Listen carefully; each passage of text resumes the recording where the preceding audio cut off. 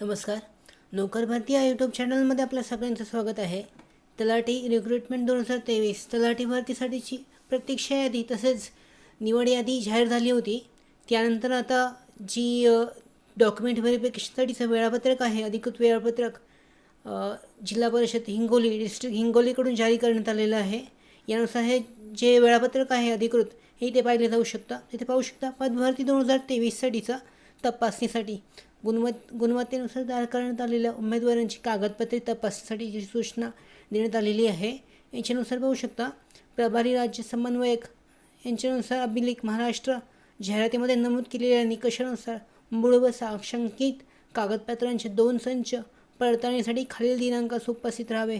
यासाठी तारीख दिलेली आहेत. वेळापत्रकानुसार अराखीव इतर मागासवर्ग आणि EWS सेक्शनसाठी प्रवर्ग आहे त्यांच्यासाठी 30 जानेवारी 2024 रोजी सकाळी 11 वाजता असणार आहे.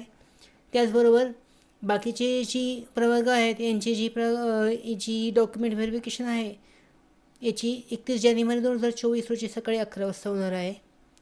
त्याचबरोबर उमेदवारांसाठी सूचना देण्यात आलेल्या आहेत. ते पाहू शकता. संकेतस्थळावर ऑनलाईन पद्धतीने भरलेल्या मूळ अर्जाची प्रिंट आउट डाउनलोड करून आवेदनपत्र तसेच परीक्षा फीस जमा केल्याचा पुरावा असणे आवश्यक आहे. त्याच्यानंतर सर्व कागदपत्रांची पूर्ण पडताळणी तसेच जाहिरातीत नमूद निकषांची पूर्तता झाल्यानंतर अंतिम नियुक्तीची कारवाई करण्याचे अधिकार जिल्हा निवड समितीकडे आहेत.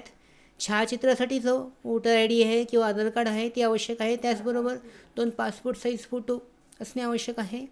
वरील सर्व उमेदवारांना याच्यामध्ये जी यादी आहे ती हिंगोलीच्या वेबसाईटवर म्हणजे डिस्ट्रिक्टवर प्रत्येक जिल्ह्याच्या डिस्ट्रिक्टवर जाहीर करण्यात आलेली आहे. कागदपत्र तपासणीसाठी उपस्थित न राहिल्यास उमेदवारांच्या नावाचा समावेश केला जाणार नाही आणि त्यानंतर निवड यादीत नाव समाविष्ट करण्यासाठी दावा करता येणार नाही. महत्त्वाची माहिती आहे. शासन सेवेत नेमणूक करताना उमेदवाराची चारित्र्य व पूर्वचारित्र्य पडताळणी करण्याबाबत सोबतच्या विविध साक्षांकन नमुन्यात माहिती कागदपत्र तपासणीच्या वेळेस भरून सादर करावी.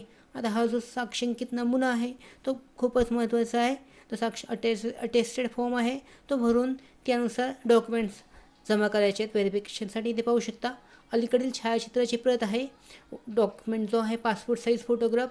या साक्षांकन नमुन्यामध्ये खोटी माहिती दिल्यास किंवा कोणतीही वस्तुस्थितीदर्शक माहिती दडवून ठेवल्यास त्याला अपात्र ठरवण्यात येईल आणि कोणते राज्य शासकीय सेवेसाठी कायम अपात्र ठरेल ते महत्त्वाचं आहे. हा नमुना पूर्ण सादर केल्यानंतर उमेदवाराला स्थानाबद्ध केले, अटक करण्यात आले, खटला चालवण्यात आला, हद्दपार करण्यात आले, दंडासाठी सिद्धपार ठरला, मनाई केली, दोषमुक्त केले, इतर हा तपशील ज्यांना साक्षांकन नमुना अलीकडेच पाठवण्यात आला होता त्या प्राधिकाऱ्याला तात्काळ कळवला पाहिजे. असे करण्यात कसूर केल्यास वस्तुस्थितीदर्शक माहिती दडवून ठेवल्याचे समजण्यात येईल. याच्यामध्ये पासपोर्ट साईज फोटो आहे. कोणत्याही व्यक्तीने सेवेमध्ये असताना साक्षांकन नमुन्यात खोटी माहिती सादर केली किंवा वास्तविक माहिती दडवून ठेवल्याचे निदर्शनास आले तरी ती व्यक्तीची सेवा समाप्त करण्यास पात्र ठरेल. इथे पाहू शकता पूर्ण नाव ठळक अक्षरात इथे टाकायचं. या फॉर्मला जो आहे हा डॉक्युमेंट जे आहे टेस्टेड फॉर्म आहे तो डाउनलोड करून त्याची प्रिंटआउट घेऊन तो पूर्णपणे फिलआउट करायचा आहे. याच्यामध्ये आडनाव नाव आहे. त्याच्यानंतर सध्याचा संपूर्ण पत्ता इथे टाकायचा आहे. पुढे आहे घरचा पूर्ण पत्ता आहे. मूळचे म्हणजे कोणत्या देशाचे रहिवासी आहे ते टाकायचे आहे. आधार कार्ड क्रमांक आहे, पॅन कार्ड क्रमांक, राष्ट्रीयत्व, जन्मदिनांक, सध्याचे वय, 10वीमध्ये असतानाचे वय, त्याच्यानंतर जन्म व जिल्हा राज्यात कोणत्या जिल्हा आहे, तुमचा जिल्हा व राज्य आहे ते, धर्म, त्याच्यानंतर आर यू मेंबर म्हणजे तुम्ही अनुसूचित जाती असाल तर येस नो टाकायचं आहे. त्याच्यानंतर 5 वर्ष काळापर्यंत तुम्ही इकडे राहिला असेल त्या ठिकाणाचा तपशील द्यायचा आहे. त्याच्यानंतर संपूर्ण निवासी पत्ता या पद्धतीने जी माहिती आहे आईचं नाव, वडिलांचं नाव, त्याच्यानंतर राष्ट्रीयत्व जन्माने किंवा दिवसाने, शिक्षणाकरता बाहेर राहिला असल्यास त्याची माहिती टाकायची आहे. आता पूर्णपणे हा जो फॉर्म आहे तो डाउनलोड करून त्याची प्रिंटआउट करून डिटेलमध्ये तो फॉर्म फिलआउट करायचा आहे. इथे पाहू शकता. त्याच्यानंतर शेवटी तुमच्या निवास भागातील जे 2 जे जबाबदार व्यक्ती आहेत त्यांचे म्हणजेच त्याला आपण हे बोलू शकतो पुराव्यासाठी साक्षीदार, त्यांची 2 नावं इथे तुम्हाला एंटर करायची आहेत म्हणजे नावं टाकायची आहेत. त्यांची साईन घ्यायची आहे. त्यांची साक्षीदार म्हणून त्यांची हस्ताक्षर घ्यायचं आहे.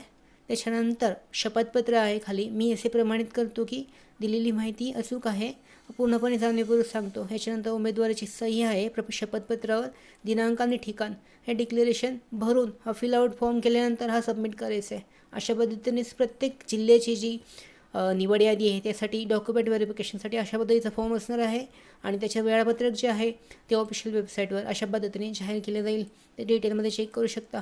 हा जो साक्षांकित फॉर्म आहे तो डाउनलोडसुद्धा केला जाऊ शकतो. डाउनलोड करून प्रिंट आऊट करून तो फिलआउट केला जाऊ शकतो.